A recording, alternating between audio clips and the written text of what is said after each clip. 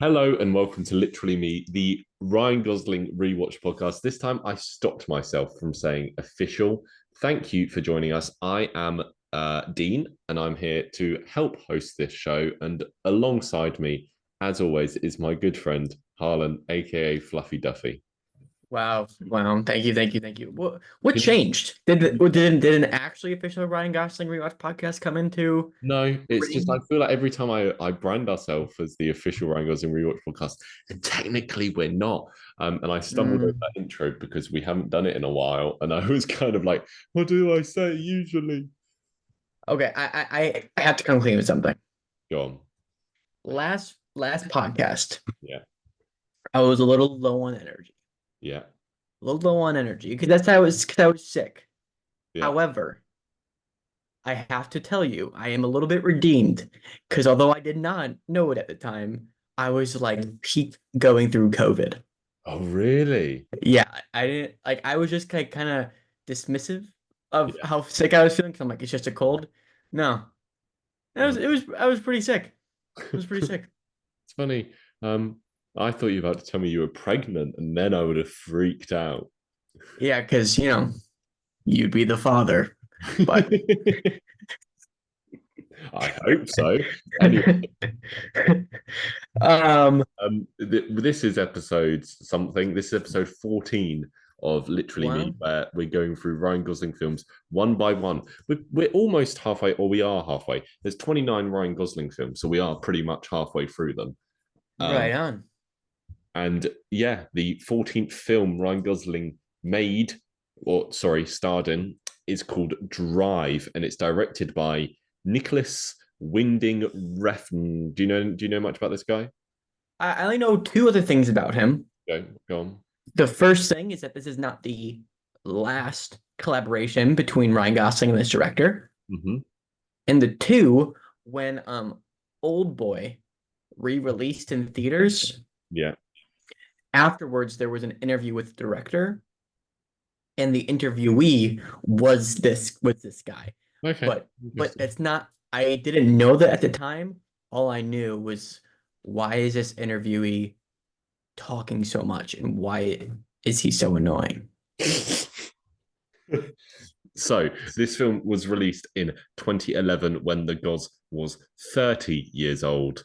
It had a budget of 15 million. Is that higher, lower about what you expected?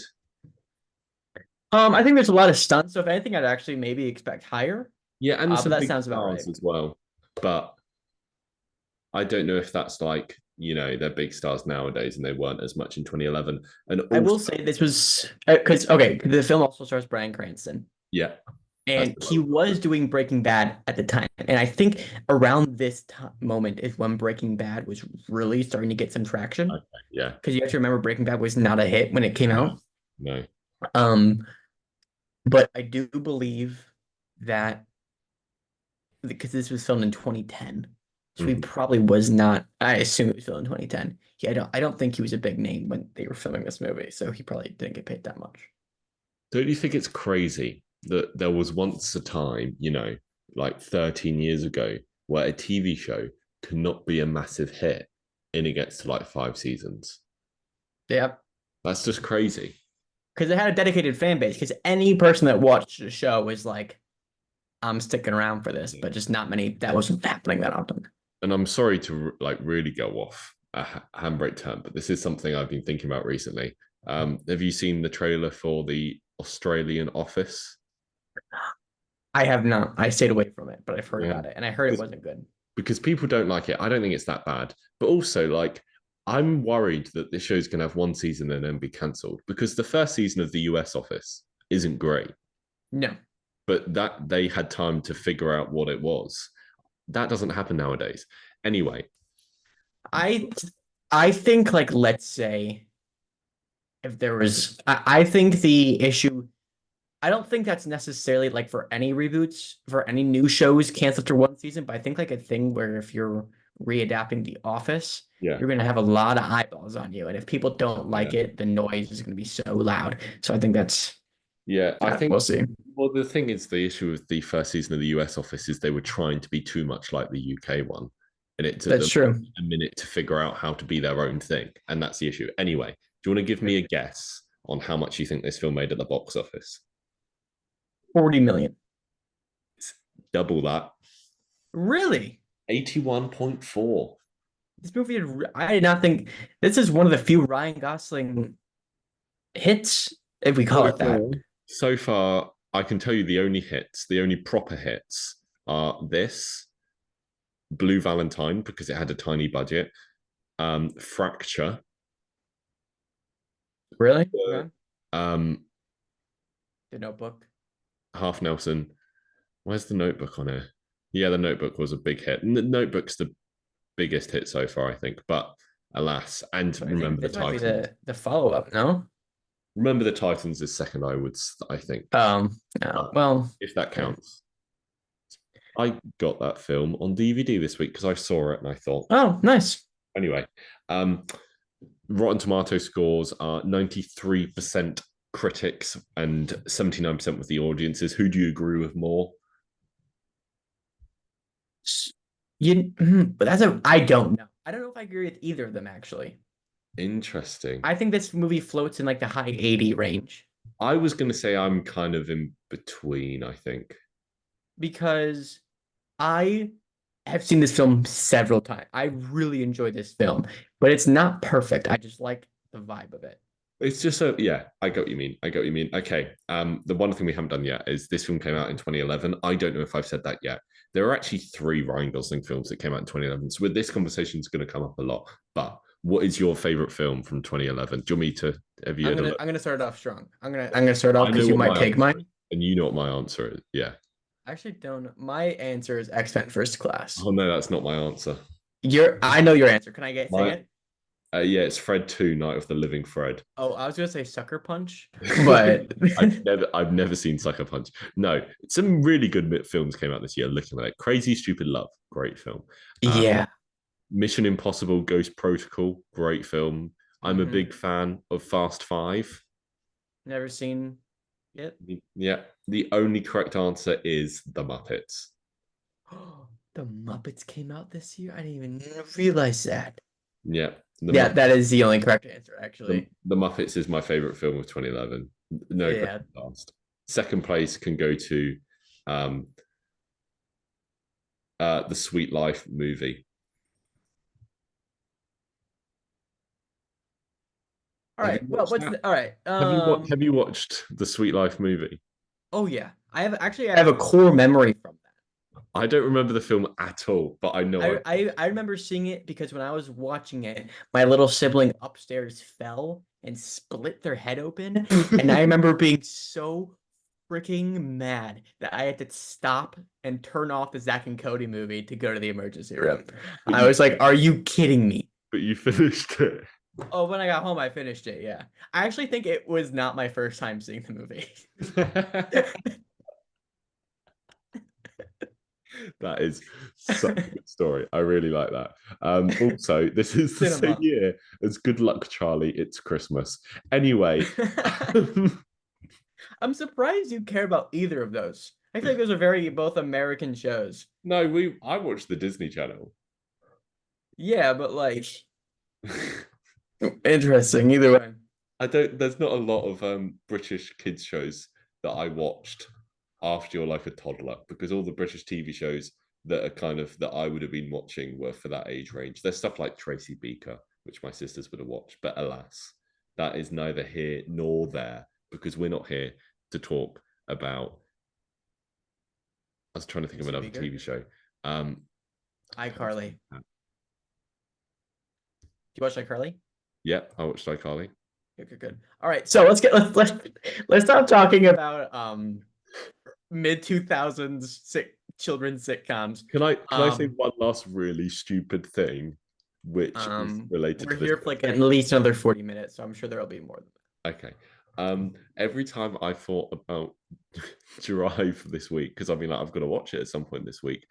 The video, and it's bad that I can't remember who, but one of your presidents, that video of him doing the press conference while on a golf course, and then he turns around and goes, "Now watch this drive," and then do you know that video? It's probably Bush. I'm gonna Google it. It's a good video. I want to know who it is. But every time I think about Drive, I just think, now watch this Drive. I'm gonna go out on a limb and say it's Bush. It is George Bush. He makes a thing Yeah. saying like, "Hey, we need to end terrorism," and then he goes, "Now watch this Drive," and just absolutely smacks a golf ball. Anyway, That's kind of awesome. We don't George Bush, we it's kind of kind haven't of done that, awesome. but it is like kind of hard. It's kind of baller. It's, Yeah. Oh, we're in trouble. Okay, so let's drive. talk about Drive. Let's drive. I drive. Tell us the plot, please, Harlan. Oh, that's a excellent question. All right, the plot of the movie Drive is it follows this character played by Ryan Gosling, of whose name is escaping me as of the moment. And I'm going to look it up. He doesn't have a name. He's just called Driver. Oh, he's called Drive. That's why I don't remember it. Yeah, there's no name to remember. And he's a stunt driver by day and a uh, runaway driver by night. And he goes on all these missions, but he wants to get out, and then he finds a girl and her that he really loves, and she has a kid, and they fall in love. But then, the girl's husband gets out of prison, or it's just the boyfriend. It's not the husband. I don't know. Anyway, really, their significant other gets out of prison, and then it turns out that this guy needs to finish. He owes people money. And so for the safety of this girl and this kid, Ryan Gosling helps out this evil boyfriend, and he ends up getting in a little bit of trouble. And the dad from Finding Nemo is the bad guy. I did not make that connection. Marlon. Yeah. Albert Brooks. Yeah. Yeah, but the movie is very simple. It's a simple movie. It's easy to digest, but what makes it stand out is Ryan Gosling's performance one, and just the overall look, tone, and vibe of the movie. There's a proper thick layer of vibe to this film. Yeah. If like I'm not as familiar with this film as you are, I haven't seen it loads, and I didn't really remember it when I went into this rewatch. And all I was thinking, and this is quite a cheap comment to make, but this is part of my general thoughts. When I was watching this, I was like, man, this is just like a less fun Baby Driver. So, like, did Edgar Wright watch this and go, "I'm gonna make this"? I see what you're saying. Yeah, it is just the plot. The plot is very similar, and there's definitely are correlations to Baby Driver, but I don't compare the two. Yeah, because both are very style heavy, and I would argue that they both achieve the style and tone they're going for. Yeah, same. Like they both nail it. Yeah, I would agree. Would you agree with the statement that Baby Driver is an Edgar Wrightified Drive? Yeah. Because Only God Forgives is the next movie with Ryan Gosling and this director, right? That's the name of it. Yeah. I watched about 20 minutes of it like a year ago, and I got kind of bored, and I stopped watching it. But what I can say is that this director obviously has a look that he's into. Yeah. And so I'd say by Edgar Wright defying Drive would just be taking what made this movie this director's out of it and then putting what Edgar Wright's movies make his movies into it. Yeah. I think that's a fair assumption. Yeah. No, that's fair. So you've seen this movie before, but this was your most recent viewing. Yeah, I reckon it would have been 5 or more years ago I watched Drive for the first time. And ignoring it, so we have a couple other bullet points to get to on your thoughts about the movie. But how do you feel about like the vibe of this movie? Did you connect with it? Did you get bored by it? I don't know if like bored is the right word, but I like it's not something I could sit with for a long time, and it's not something I could watch a lot of, you know? Like I'm happy sitting down and watching, what is it, like 100-minute long film. um, for what it's on. But by the end of it, I think I'm like, yeah, that's a cool idea. Just yeah, I couldn't go, you know. I do agree, and I was a little BTS before we started this podcast. I told them that technically I didn't rewatch this for the podcast Cancelled. because I rewatched it like a week ago, Yeah. and so it's very fresh in my mind still, and I'm still able to do it for the podcast. But I agree. Like I mean, to be fair, watching the same movie twice within like 2 weeks is not, you know. Yeah. But this movie definitely like it is slow, and I think it works being slow, and that's not a complaint. Hmm. But if you're going to rewatch it within a week's time of seeing it last, it's gonna really drag. I think the issue is that this film is 100% style over substance, and that's not like a complaint. Mhm. I mean, so is Baby Driver to a Yeah, certain extent. exactly. There's a lot of films I enjoy which are style over substance. I Mhm. think it's a thing that works. You can make a film that's style over substance. Just the issue is um, when a film has as little substance as this does, it can be quickly boring. But with that, I think this is a good time to transition. Yeah. I think why the so little substance does work and keeps the movie entertaining Mhm. is because of the performances, Yeah. mainly from Ryan Gosling. Yeah, I think if you swapped Ryan Gosling out, number one, we wouldn't be talking about this film. But if we were, um, I would have a very different reaction to it. I think I'd have a different opinion just because I think that performance is so core to what is kind of interesting about this. I think Ryan Gosling was a perfect person to have in this movie because it's the character needs so much natural charisma Yeah. because he talks so little. Hmm. He maybe has like combined a full page of dialogue in Yeah. this movie. Yeah. Um, so he has to tell a lot of emotion and story through his face, and he does that very well. He's very good at that. Yeah. Um, do you have a favorite Ryan Gosling part of this movie? Um. I think that we do have some memes from this movie. Yeah. The best being him in this market and seeing the girl and the kid and then Yeah. changing aisles really fast. Yeah. Very I funny. don't. I don't know a favorite Ryan Gosling moment. To be fair. I think one of my favorite moments from the film is like the shootout in the motel. Yeah. That's really good. Because it's a good action scene, but also Yeah. it kind of is the first time truly where Ryan Gosling's character is kind of painted as maybe the not most sane person and actually kind of low key a badass. Yeah. Um, and but it's Ryan Gosling when it's all over with, you're able to see his face, and considering he's so good in this movie, you can kind of tell that like he did it and it was very smooth for him, but like he's kind of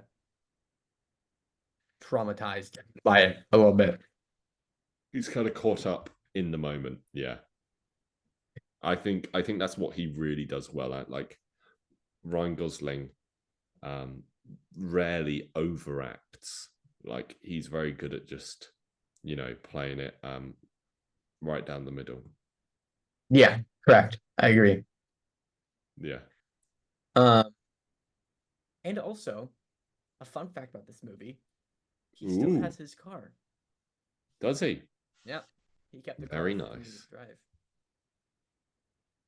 You want to move on to the co-stars in the movie because there are a lot of notable actors aside from Ryan Gosling in this Yeah, I'm movie. just thinking I've got any Gos thoughts. I don't have to talk about his hair like I usually do because it's very standard.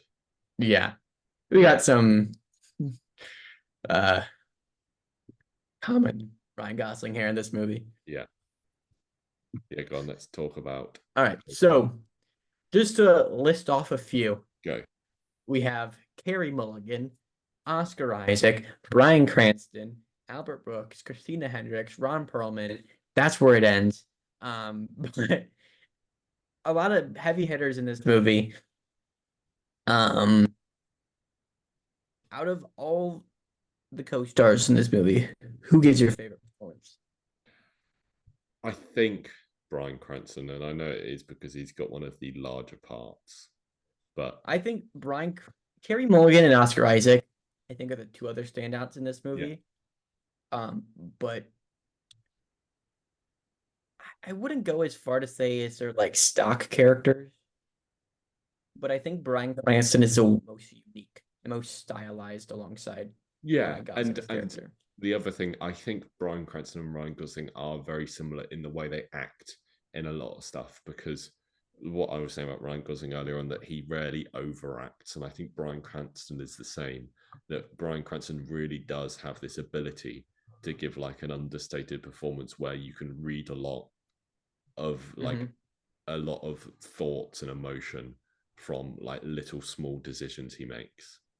And I think why his character of Shannon works so well is because he's definitely maybe the most flawed character in the movie, where it is interesting because you know that he cares for this driver, Yeah, but also he can't help himself and he wants to get money and you know yeah, like there's I think it's interesting because they give him that like kind of one redeeming quality that yeah. And also just for people who haven't seen this movie, Bryan Cranston is kind of like Ryan Gosling's pimp, yeah, more or less, and helps him in his day job and his night job.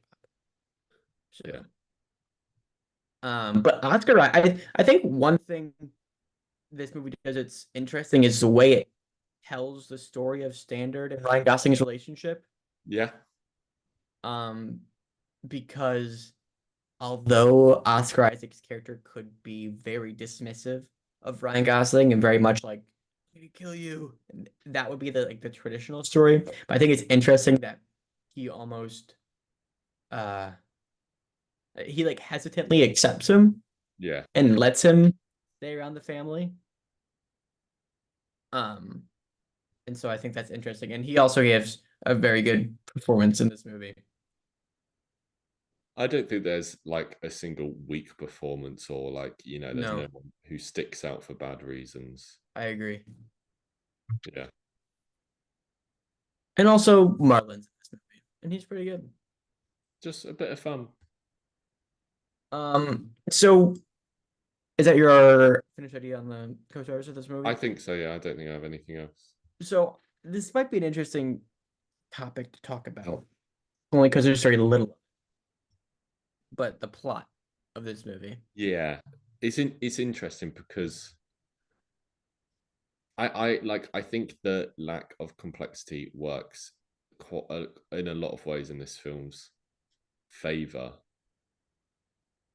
Because it's so stylized. because it's so stylized, but also I think, as we've already said, that is what kind of makes it weaker on a rewatch. And I think, yeah, I don't know. I feel because I know I'm bringing up Baby Driver again, where that it doesn't have a super complex plot, but I would say that definitely has more to it than this. And I think there's small details in there, small character decisions in there that are like interwoven into the plot that you can like gain a lot from a rewatch that you can't in a film like this. And that's just a No, I comparison. agree. Because I think whereas Baby Driver takes moments to be like, all right, now we're going to form a relationship between Yeah, Baby and John Hamm, or like yeah, things like that, that makes things more complicated when things go south later on in the movie. yeah, You don't have a lot of it in this movie. hmm Um, a lot of it just solely focuses on Ryan Gosling's character yeah, and follows him throughout it. Um, but with that said, I do think although this movie is a pretty standard standard plot, there definitely is some yeah, nuance to it, hmm uh, ignoring the stylizedness of the movie. I love wording so much.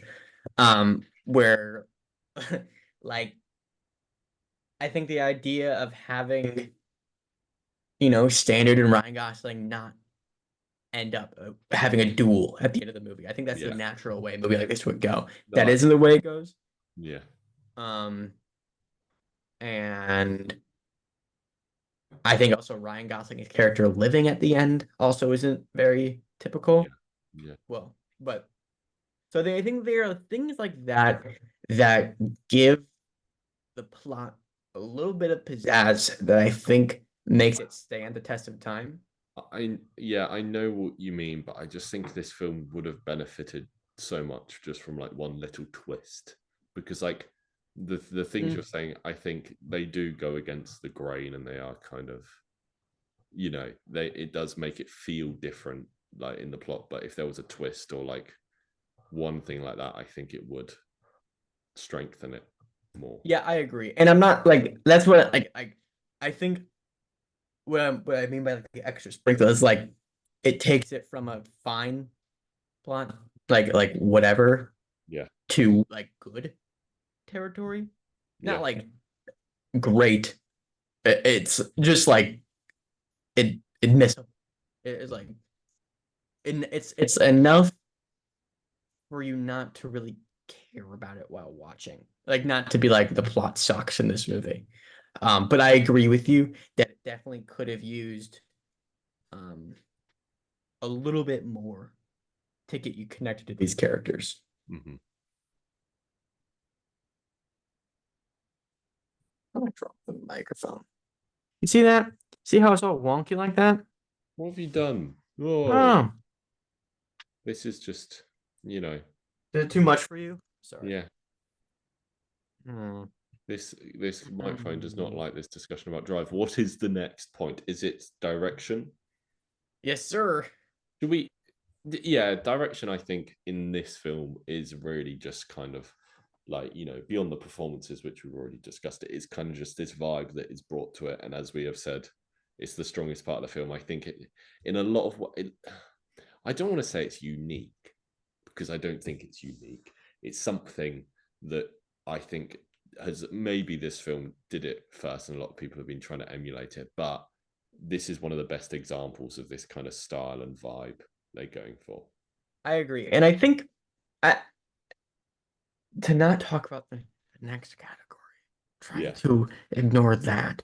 I think one thing that the director does really good in this movie is considering there is so little dialogue, so much of what you're able to gather from the plot is reactions. yeah, And I think a lot of that comes down to the director saying, like, how long are we going to leave it on this person? And how long are yeah, we going to see and him and walking to the car? and the decisions that are made in the editing room and all that sort of thing. Yeah, that is Yeah. a very good point. Um, so I think like I do think that the performances are a big part of this movie, but a big part of why I think this movie works is the direction Yeah, and how you're able like I think a lot of it does come to maybe another topic we'll talk about later on, but a reason why style over substance works in yeah, movies like this or Baby Driver is the direction. yeah. Because this movie could be garbage. If it was There's shot another. like a Fast and Furious movie, like Yeah, a new one, it'd be garbage. yeah. No, that's Um, very true. I'm trying to think now. Sorry. I was about to say there's a film I've seen recently, which is a bad example of like is like a bad balance of style and substance, and that's Beetlejuice, where Beetlejuice, sorry, um, where I think the thing is, you want style over substance, or you want substance over style. You don't want them kind of fighting for dominance. yeah, I was gonna say there's almost too much style and too much substance in Beetlejuice. Yeah, But I don't think I it's a bad movie. no, I think there's a good amount of style. I just think the amount of plots going on in it. I don't think it's a bad film, and everything else that's going on really does weigh it down. Yeah, I agree. That's kind of what I'm. Yeah, like when we style over substance is usually used as a complaint, I think. But I think you want one or the other. You don't want similar. Anyway, Yeah. what happens now?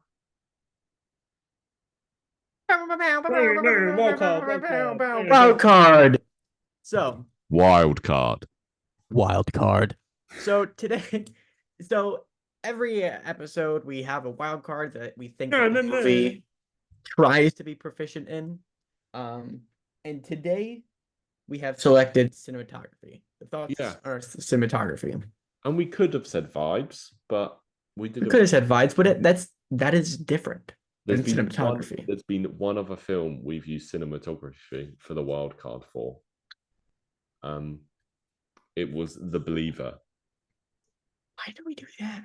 because there was no. What else would you have talked about? I guess. Well, this is appropriate This is more because appropriate. Yeah, the movie looks incredible. yeah. I would say at part like I don't know if you put a gun to my head and you're like, what movie has better cinematography? Gunshot, Baby gunshot. Driver or Drive? That might be the hardest question. Yeah, I would say like are you counting like choreography in that? Nope.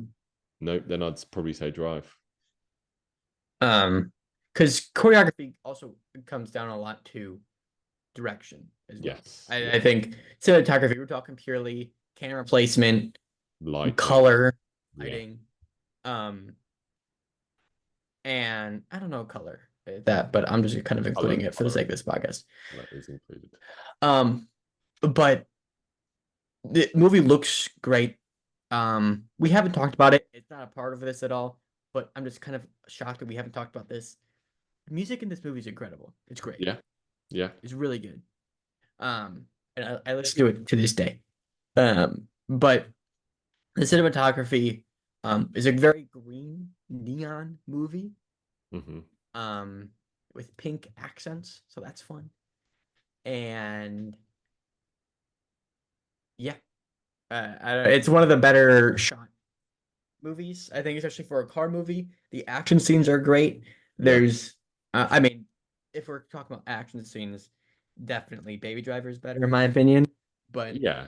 there's But one scene where he has to like go into reverse in this movie, and then you're able to see a car explode in the review mirror, and I think that works very well. that's like a good example of using clever cinematography. And I think if I had to guess, like it's a clever way of using the budget and saving some money as well by just having that sort of thing shown in a small way. Yeah. Um, and I think although the movie does have a $15 million budget, which is a lot of money. Um, I'd take it. If anyone wanted to give me that, I'd be like, yeah, sure. I'd take it. I'd say, what's the catch? And then I'd still take it. Really? Even if they said you'd lose $14.9 million. Oh, maybe not. Who would want only $100,000? That's like Just saying. what could you get done with that? I don't even know how Nothing. much that is in pounds. Anyway, Keep talking. are you looking up how much 15 million or 100,000? I'm gonna just keep talking because You're not talking though. it looks like he's hacking the mainframe or something. This is taking so much. Because 76,000 pounds. oh, okay, that's actually not. Yeah, that's less than I thought it was going to be. Oh, okay, definitely not then. Who cares? I'm saying no straight away. Someone offers me that much Even money. though there's no other catch. Like you still get a lot of money. Dumb, There's a obviously. chance I can lose. Do um, but yeah, I don't think you know how much money we make podcasting, guys? Come on. we make at least one. I don't get out of bed if I don't get $15 million. Anyway. I've lost a lot of money for this podcast, guys.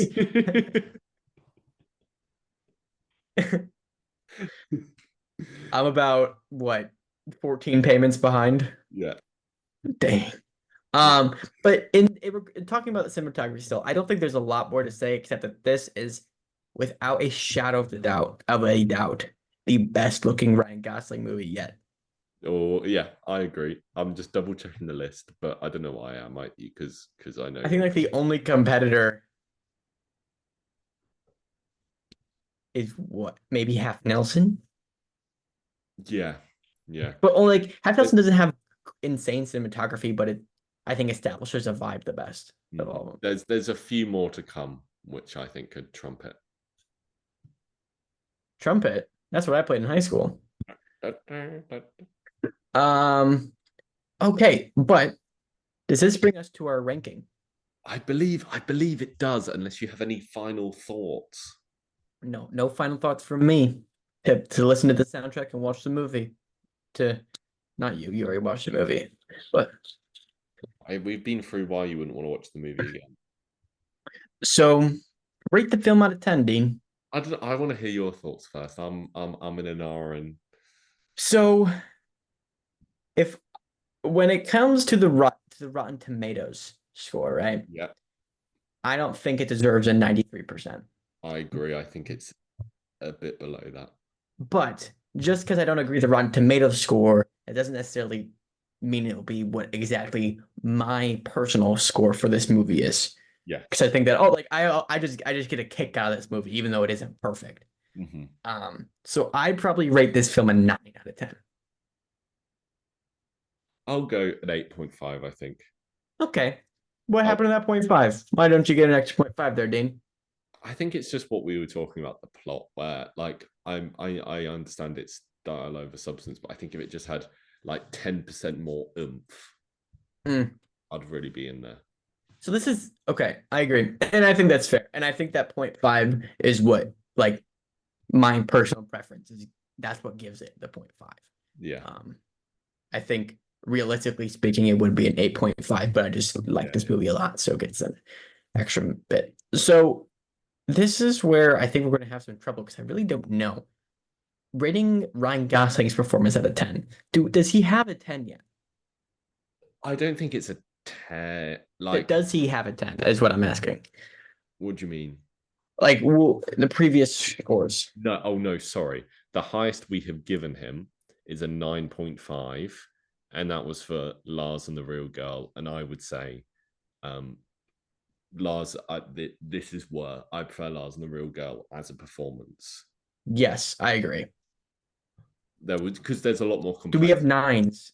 We have nines, or maybe just Do we? one nine. The nines we have are the Notebook, Okay. and that may be it. I'm happy to go with a nine. I think. Oh no, I we think also that gave a nine to Blue Valentine. I okay, so I think this performance is equatable to the notebook. I think this performance is closer to like Blue Valentine than it is to Lars and the Real Girl. I agree. Lars and the Real Girl might that was done very well, and I don't think this film is anywhere close to Lars and the Real Girl. No, So I I'm think good that's going to the best. nine. That's the best God's performance we've had so far. Yes. Yeah. Um, do you think the driver is literally you? Um, Have you ever killed a man? yeah. No, but What was the question? yeah, one more time. Sorry, connection. Yeah, sorry, you froze. One more time. Start at me again. Is he literally you? Yes. I'm gonna write in no. What? It's not that he killed him, man. He had to for the love of his life. No, okay, I It, understand. I think we can write a yes because he's it is very similar to Baby Driver. And I know I keep comparing it to this film, but it was a very formative. and I do also think, to a certain extent, the literally me question is like, does this fall under he's literally me esqueness? Yeah, no, that's true. And this is peak. This is like Yes, maybe second place in the literally me esqueness because we all know Ken deserves the number one spot. that's true. That's true. God, I can't wait to watch that movie again. Okay, so that's a yes and an 8.5 and two nines overall. Uh, is there something we usually do now? I think we just end the podcast. Next week is Crazy Stupid Love, one of Ah, my favorite films. the best rom-com of all time. Second best rom com of all time, in my humble opinion. What are you gonna say? Like Shaun of the Dead or something? About time. Yeah. Yeah. It's less of a comedy. That's more of that's a dramedy. Yeah, Not a rom-com. It's a dramedy. but wait, you just remove the romance, and you've still got the comedy in there. It's a It's a rom dram. This is rom comedy. It's a dram rom. Dram romedy. You've still got the comedy in there though. A dram rom com. Okay, No, Hana no, and no, the no, no, no. I think it's still comedic, but I do think like Okay, Crazy with Love, that's a rom com. About Time, that's a dram rom com. okay. I'm gonna end this podcast here. Harlan and I are going to probably spend half an hour debating this after we finish. It's a rom-com. Say it with me. Say it. Say it in a funny English accent. The rom-com. No, do it again, but naturally. That was almost Rom-com. I forgot. It's rom-com. I saw someone online complaining about how British people say the word taco. By the way, that's... you just said it like somebody stepped on your foot when you're saying taco. Taco. I think we say taco. Do people say taco? I think it's taco. I don't know anymore. People don't call it taco. That's for sure. What do they call it? Taco. I think we say tacos. Taco. We say taco. Well, one's right and one's wrong. Let's ask the Mexicans. Okay. They are Mexican. Good. Thank you. What was that? For a second, I forgot whether they were Mexican or like some other nations. And I was like, have I just made a huge mistake just by going, oh, these Mexicans? And I was like, no, they are Mexican. That's good that I got it right. Yeah, you did. Why are we still talking? I don't know. Bye, guys. Bye. Thank you for listening. Adios. Talk to you next week for Crazy Stupid Love.